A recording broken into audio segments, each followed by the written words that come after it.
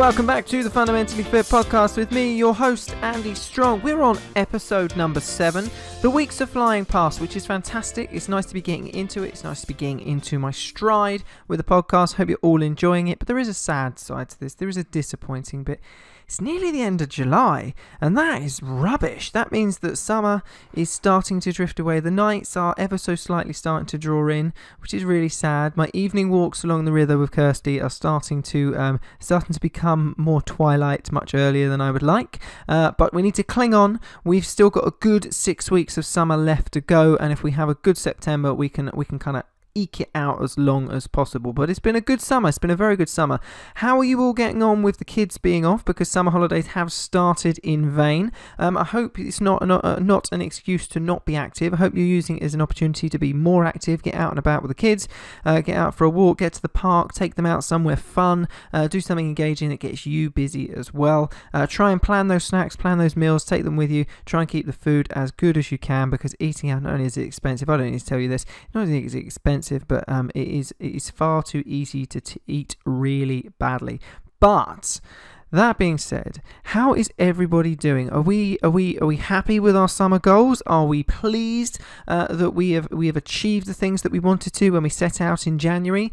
If not, don't give up. There is a lot of year left to go. And I'm going to be talking about one thing today that might well be holding you back. It might be stopping you. It might be stopping you in a way that maybe you don't realise, or maybe you do realise, but don't really know what to do about it.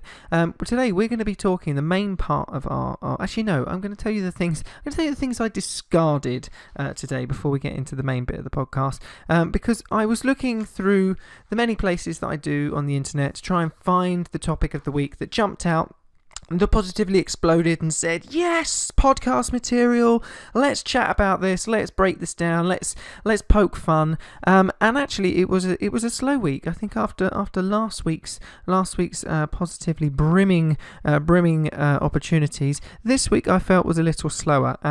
But that being said, we have got a very, very good topic today, and it's going to be based around Love Island, and I'm not joking. There's a very, very serious point to this, but it is going to be based around a conversation I had about Love Island and how I had quite profound thoughts about this conversation, and it was to do with Love Island, and I'm sure that is not something that you've heard in a sentence before. Okay, so before I got to that point, and I thought, right, okay, that's this week's topic is Love Island, and that'll make much more sense in a little bit.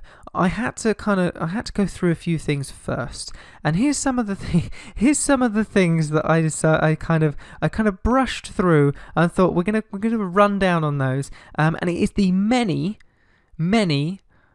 coffee stories that have been making their way into the press this month, because it wouldn't be a regular month in the UK if we didn't decide that coffee was good, bad, good again, bad again, bad again, good, bad, good, going to save your life, going to kill you, going to be the reason that you die young and the reason you live 20 years longer. Because it's coffee. It's something we have to debate every month. Otherwise, the world would not keep spinning. So, these are some of my favourite coffee-based headlines over the last month. So, the Express Online earlier this month had this to say: weight loss diet plan with this tea will help you lose weight, experts claim. So not strictly a coffee one, but we're still on the caffeine and on the tea. A weight loss diet plan that includes tea will increase your metabolism. Scientists claim helping you to lose weight. Scientists claim, very loose, but I like this. Drinking tea, scientists claim that it's going to help you to lose weight. I would be very amazed if any one tea is going to be the one big thing that helps you lose weight. But anyway, here we go. 4th of July. Back in the Express, dairy-free warning, drinking your coffee this way could trigger heart disease. Okay, serious topic, okay? Brace yourself, go with me on this one. According to the Express, start of July, drinking coffee this way could potentially give you heart disease. And they are talking about having your coffee or your drink with dairy-free based drinks, so such as soya milk, for example, almond milk, etc. And that's because some of these products have been found to have sunflower oil in them, including which basically includes a lot of omega-6, and that is what is partly linked to heart disease. So, we've got start of July. Tea is going to increase your metabolism, it's going to help you lose weight. 4th of July, any coffee that you drink with non-dairy based milks is going to give you heart disease. So we're going one extreme to the other there. But it doesn't stop there. The Guardian, 10th of July 2017, they ran with this. Coffee cuts the risk of dying from stroke and heart disease, study suggests. So we've got a nice flip there. So, by the end of the month, coffee's pulling through, it's fighting back, and it's just saying, no, we will not be held back, because if you keep drinking us, we won't actually give you heart disease. We're going to save you from heart disease and stroke. So they've completely flipped it on its head. More scientists, no doubt, more studies of the highest caliber, but now they're back on it. Coffee's good again. Then things took a really interesting turn that nobody was expecting on the 21st of July. So we've gone full circle. It's helping you lose weight. It's not helping you lose weight. It's going to give you heart disease. It's not going to give you heart disease. Tea's poking around in there. It wants to come and join the game. But coffee pulled it out the bag, because in July, on the 21st, there was an FDA announcement that was going to rock the world, or rock the coffee world, rock the coffee shop establishments, that's for sure. So, if you're somebody that wakes up first thing in the morning, you need a good stiff coffee, then you may want to try and find yourself some of Yee's company, which is Grand Prairie coffee. Unfortunately not available in the UK. You need to be in the US for this one. But this particular coffee has been recalled because of a certain ingredient that they found in it, which is one of the leading ingredients that you'll find in Viagra. So I think there's a lot of people out there that have been getting an awful lot more than they bargained for in their morning coffee. Didn't have to get it on prescription, so I'm sure there was a lot of people that were quite pleased about that. But yes, if you need yourself a good, strong, robust blend that puts a kick into every aspect of your day, then check out Grand Prairie Coffee, and that was courtesy of the Washington Post. Just taking our coffee dilemmas into a brand new direction. So, that is a roundup of the coffee news for July. But they were just ones that amused me, because I love a good coffee story, because they go round and round and round and round and round and round. But coffee just seems to be one of those things that we love to talk about. We love to love it, we love to hate it, we love to debate it, but ultimately, nobody will stop drinking it. But we're going to put the coffee to one side for now, and we're going to jump into our main story of the day. And this starts with Love Island. And I have watched Love Island since this conversation for about 20 minutes, and I don't think I could have watched any more without potentially imploding. But that's it's a completely different story. But this Love Island story came back from a very, very serious conversation. So I was meeting with a potential new client, and we were having a conversation, doing a consultation, talking about areas that they were struggling with, reasons why they were motivated to make the changes that they wanted to change, and this was really good. It was a really nice consultation, went really well.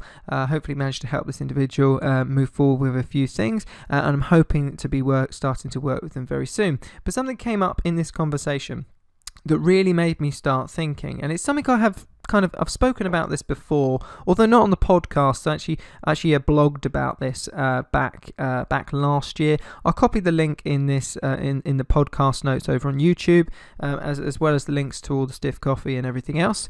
But this article that I wrote was about social media, and it was about the dangers of instant gratification. So slightly different to what I'm going to talk about today, which I'm just about to get to. So bear with me for a moment. Come with me.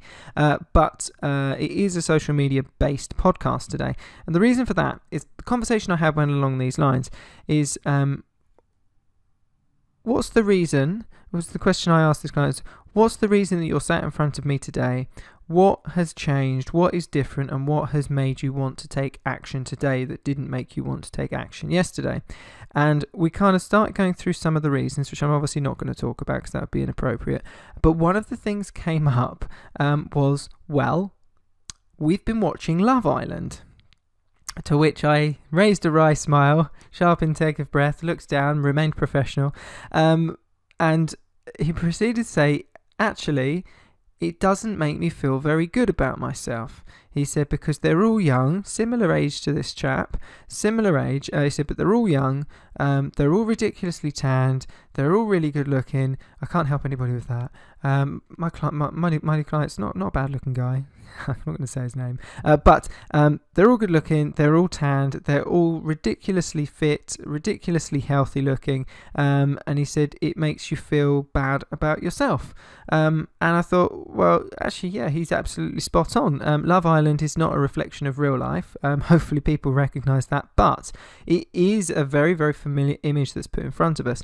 And I hadn't really seen any of Love Island. I know it gets talked about in the press and it pops up in different places. But it's to me, it's Love Island. It's not really meant to be taken seriously. But actually then I started thinking about it and I thought what he was saying to me was a really interesting reflection on how we see lots of social media and lots of the things that happen today. And so I then proceeded to watch, I don't even know how much of it, it was probably like, I don't know, like 1/3 of an episode before I had to turn it off. But he was absolutely right. Everybody there was really, really tanned, really, really fit. Everybody had six packs and huge arms, and the girls were all skinny and had bikinis on and were all curvy. And you know, I mean, I would imagine everybody would find their ideal match on Love Island in terms of how they picture how their ideal person might look, or how they might actually look themselves in an ideal world, if you were to take out all of the important things that matter, like personality, for example, and actually how well matched you are to that individual. But that's the reality. That is the reality. Is that it's not reality. But it is a very, very familiar, outward-facing situation that things like Love Island present people in this way, that, you know, perfection is achievable, when really we should all know that it's not. So once I realised this, I thought, well, how can I build on this? How can I put this message across in an interesting way? So then I went off and I decided, right, okay, I'm going to see what studies have been done into social media and to mental health and to how it's affecting our young people potentially, and what studies are there at the moment into social media and how we're absorbing that information and maybe how it's impacting our goals. Because as my client presented in front of me, while it was a good thing that he had actually motivated him, it also left him in this state where he felt that he needed to make a big change. And I'm not saying that wasn't necessarily a positive thing, but actually he felt like he needed to make a change for a really negative reason, for feeling like he wasn't living up to this impossible standard that had been laid out in front of him. And obviously this is nothing new, but I think the way it's communicated to us now through social media, through Instagram, through Facebook, you know, everyone's having a good day. No one's posting about their bad days, but everybody's got the best diet in the world. They've all got six-pack abs. They're all doing the hardest HIIT workouts. They're all running up mountains. They're all swimming the channel. You know, whatever it is, you know, whether your thing is, you know, makeup, they've all got perfect makeup. They've all got perfect outfits. They're reviewing the best, most expensive tech kit because it's actually been supplied by the company. You know, whatever it is, it's not a reality that we're really watching. It's a projected image of what that person wants us to see, what that person wants us to think is their reality, and we really want to buy into that kind of unrealistic but picture perfect world, that picture perfect reality, when actually, you know, everybody's human, everybody has their struggles. So when I started looking into this, I thought, okay, what studies can we find? I came across a study that was printed in the Mirror by Bupa, and it was printed on the 19th of July. Unfortunately, there was no links to the study and I wasn't able to find it, even though it was quite recent. It was disappointing because I wanted to draw a few conclusions from the study, but I can't do that. But I am going to read to you a few excerpts from the article that was online in the Mirror. And the headline ran like this: millions of Brits switch off social media amid fears of mental health damage with compare and despair syndrome. It basically said inside, a study by Bupa into the nation's social media habits found 2/3 feel inferior seeing pals or stars showing off wealth and experiences, and 28% feel negative over friends' career updates.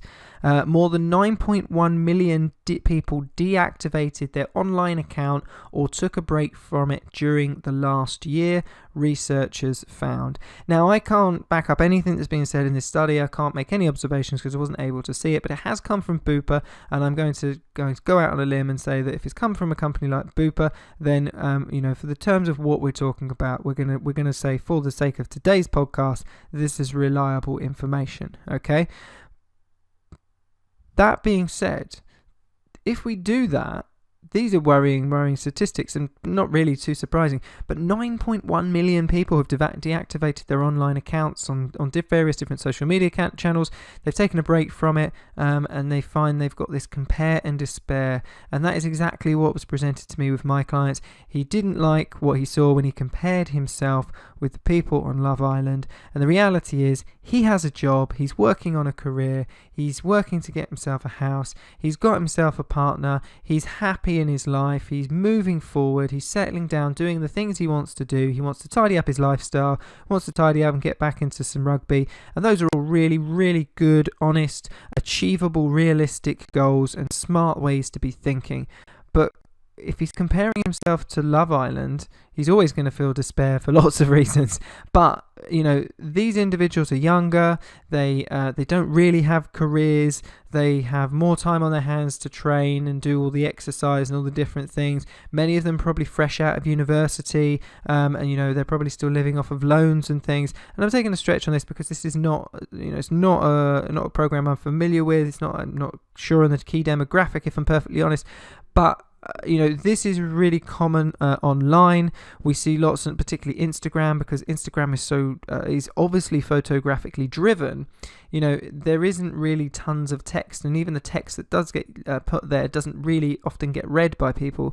It is just about presenting an outward image that you want to. Nobody posts up when they're having a bad meal. Only people post up when they're having a good meal. They'd only post up when they've done a really hard training session, or they're at the gym. They never post up when to post up to say, oh, by the way, I didn't go to the gym today because I couldn't be asked. It doesn't happen. So compare and despair. It's a worrying expression, but it's one that fair play, it's quite accurate. So deciding that this wasn't quite enough on its own, I thought I would have a dig around and see what else I could find. And then it didn't take me very long to come across BBC News Online, and on the 19th of May, they ran with the story, Instagram worse for the young mental health. And this was citing a story. The RSPH report says that social media may be fueling a mental health crisis in young people. However, it can also be used as a tool for good, the report said. Instagram, for example, was found to have positive effects on self-expression and self-identity. Around 90% of young people use social media more than any other age group, so they are particularly vulnerable to its effects, although it is not clear what these are on current evidence. And so that kind of summarizes everything we really need to know between these two studies. There is not enough current evidence because the social media trend in its current form has only really hit in the last 5 years. Its expansion is so rapid in so many different directions of life. We're really not going to know the impact. And so discussing it today, thinking about your own internet and social media consumption and how you view it in terms of your own goals is a really, really smart thing to do. But it is really disappointing to see that our young people are struggling with this. And it is that double-edged sword, because you have social media as this really fantastic outlet for self-expression. There are no barriers anymore for people. You can start a vlog today. You can document your whole life. People can follow, comment, like, do all those different things. You can start a blog. You can start a social media channel doing, selling t-shirts from your garage. You can start a social media channel giving makeup tips, whatever it is that is your thing that makes you feel good. A hobby no longer has to just be yours. You can share it with the world, and if you've got something to say, that's a really powerful and a really exciting prospect. But the more that we do this, and the more people that do this, the more it leads us to compare. YouTube particularly is exploded in the last few years. To be a YouTuber as a career is now not unusual, although I'm sure many older generations will think this is a very odd thing to do. It absolutely isn't in today's day and age. It's a very legitimate way to have a business and an identity. Now, for many, that is a fantastic opportunity, and absolutely it's an exciting thing to do, but what comes with that is you're then inevitably open to comparing yourself to every other channel, every other social media post, every other individual out there, and particularly if you're a young person and you haven't built those skills and thickened that skin maybe to understanding you don't have to worry about everybody else, you just need to worry about being yourself. That small percentage that kind of break through and actually make it big, as with anything, they're always going to be smaller. That doesn't mean that you're not successful. It's just finding an audience that fits for you. And although this might seem like I'm going off a complete tangent to what I normally talk about, or to actually bring this back to the health podcast, actually I'm not at all, because this is really, really important, because this is how many people express themselves now, and that might just be through updates on their Facebook page, letting people know what they're doing, letting them know where they're traveling to, whatever it is. Or it might be letting people know what training you're doing, if that's your thing, or it might be that you like to communicate through your blog or your vlog on YouTube or on Tumblr, whatever it is. This is the way we communicate now. Now, we can argue over how social it is, but with all of these different ways of expressing ourselves and communicating comes that level of pressure, that level of stress, pressure to put content out, pressure how people react, and actually how do we react to that? And then that comes back to people like me. Now, I am not an expert on mental health. I absolutely am not. It's not my area of expertise at all. And in fact, I am hoping to get a colleague of mine, Marcel Crinian, of a company called Brain Reframe. So if you've not seen her work, head over to brainreframe.co.uk. And she works with young people with anxiety. She works with people with eating psychology, so people who struggle with the mental side of how to get their diet tidied up. Really, really smart lady, expert in language. Recommend you check her out. And I'm hoping that she's going to come on the podcast. We're going to do an interview in the next month or so, and that really is her area of expertise. But the way I'm framing this, and the way this comes back to myself, is much more to do with the fact that when somebody such as the client that came and sat in front of me is presenting and saying, I have this compare and despair disorder, I don't feel I can live up to this image on Love Island, what do I do about that, how can I make my life reflect that? And actually, although I'm not saying that's exactly what he wanted, because it wasn't, he had a very sensible approach, but this is going to be a bigger problem more and more. We have to understand we can't compare ourselves just to online, and we have to accept those barriers, that it's not real. It isn't real. People eat badly, people drink too much, people sit too much, they don't exercise as much as they should, and while we need to tackle those things, and some of these online areas will motivate and inspire, at the same time it will make others despair and feel inferior, and we have to find a way through that. Now, I just want to look at something else that came up in this RSPH study. So this is the Royal Society for Public Health.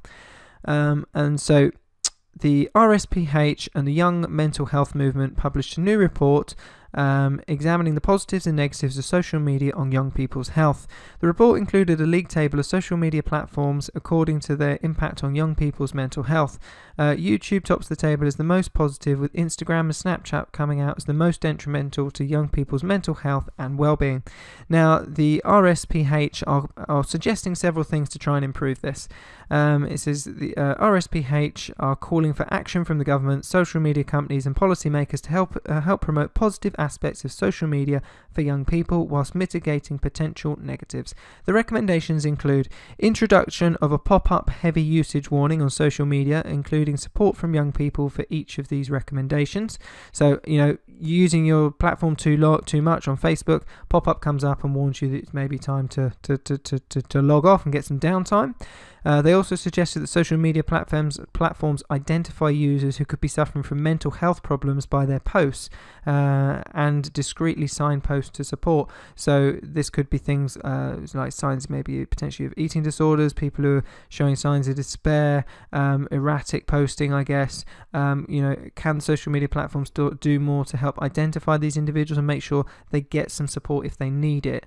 They also suggested that social media platforms highlight when photos of people have been digitally manipulated. That will be particularly challenging to do because there'll be a lot of businesses that do that already, but a good thing. And then social media has become a space in which we form and build relationships, shape identities, express ourselves and learn about the world around us. It is intrinsically linked to mental health, and that is Shirley Cramer, CBE of the Royal Society of Public Health. I'll put a link in the YouTube channel, go and check it out. It's a fantastic website. It's a really interesting study, but that does bring us back to the conclusion for today's podcast. Not necessarily the most cheery, but certainly a very, very current, very interesting topic we could go in lots of different directions with.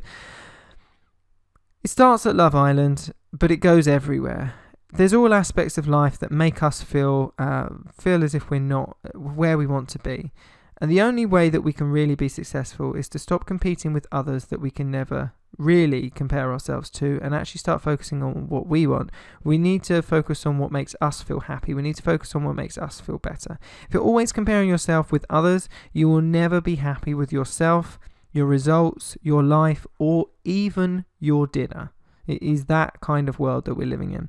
These people that we see on social media, on Love Island, or whatever program it is, they aren't really happy. They are not living in a normal world, a normal reality that the rest of us are, and actually you need to learn to be a little bit kinder to yourself and actually set some goals based on your lifestyle, your situation, and actually you'll be a lot happier as a result. So maybe it's time that we logged off a little bit more once we've liked the podcast, and spent a little bit more time socially interacting with our friends and worrying less about how we are all doing in comparison, and just think about what will actually make us happy. But nonetheless, I'd love to get your thoughts on this.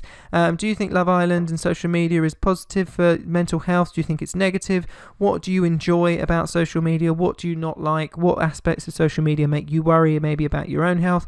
Or how does social media make you feel about your goals? So can we take away from today? We can take away that social media potentially having a really big impact on our goals. It's potentially putting us into a negative place, and losing weight, getting your lifestyle under control was always difficult anyway. This is a new burden. Social media can be a really positive thing to motivate and help educate you in the right way, but it can also hold you back. So be mindful, think about what you're doing, think about how you are in consuming this information. Is it helping you, and is it helping you move you forward? And if it's not, maybe it's time to log out, maybe it's time to take a break, maybe it's time to speak to somebody like my friend Marcel and get a little bit of extra help.